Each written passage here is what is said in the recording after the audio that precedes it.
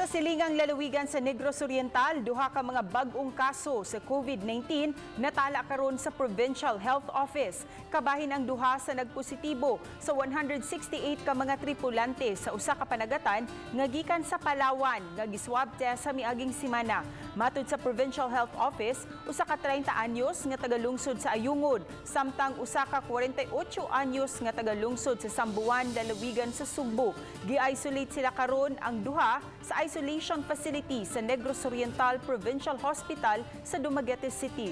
Hinuon mga asymptomatic ang duha ug walay mga timailhan nga galuya. Gitata usab sa Interagency Task Force sa Negros Oriental nga ang duha wa matakdi sa COVID-19 sa ilang pag-abot sa lalawigan.